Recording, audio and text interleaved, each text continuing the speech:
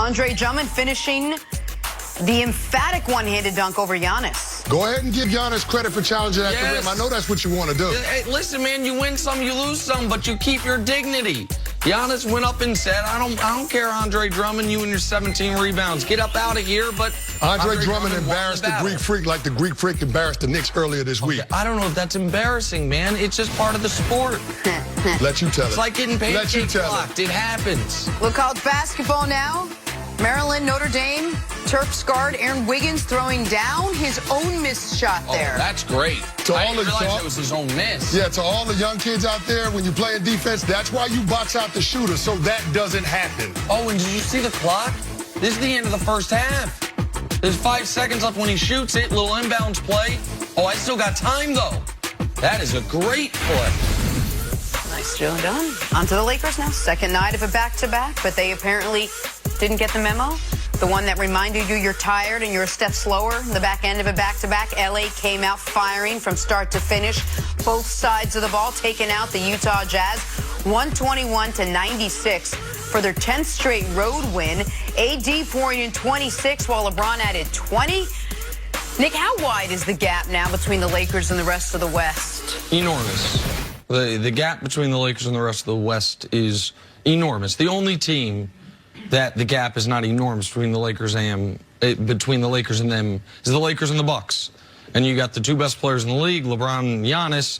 Both teams are 19-3. Both teams are 3 games up in their respective conferences. Both teams appear to be on a collision course quarter way through the season to meet in the NBA Finals, which would be a glorious chance, by the way, for Giannis to not only figuratively, but almost literally take the belt from LeBron, or for LeBron to hold him off. But we don't have to go there quite yet.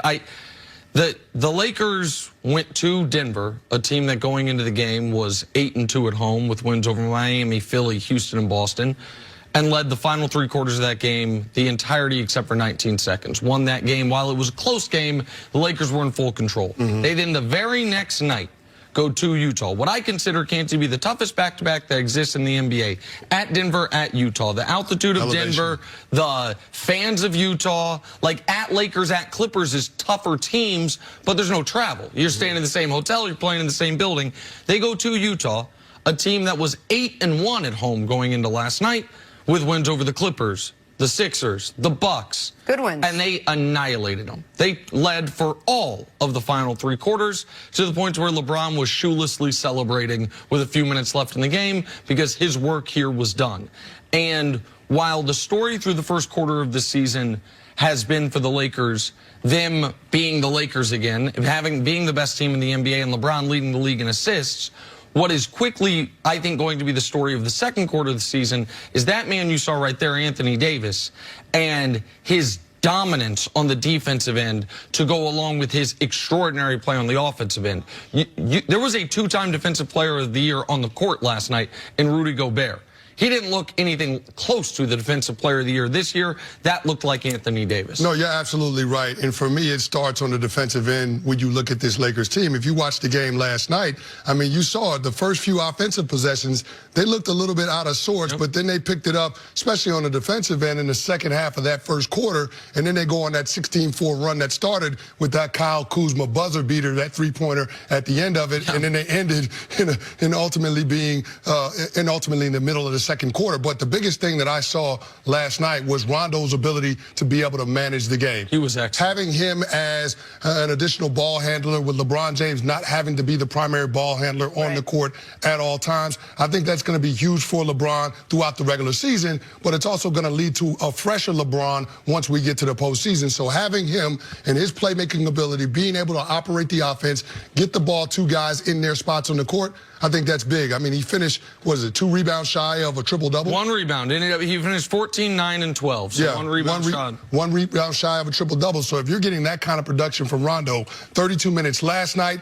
25 minutes the night before, I think that's going to lead to a positive result for the Lakers, not only with the regular season in the standings once we get to the postseason, but their ability to actually finish the drill and compete for a championship. And by the way, Jenna, the Lakers are doing this start with Avery Bradley being injured the last few weeks, one of I consider their most important players because of his ability to guard opposing point guards, and with Kyle Kuzma still not really being himself. No. Kuzma finished 4 of 11 last night, and 2 of those makes were buzzer beaters. Then in the first quarter into the second quarter, he still seems a little out of sorts after missing training camp in the beginning of the season with that injury.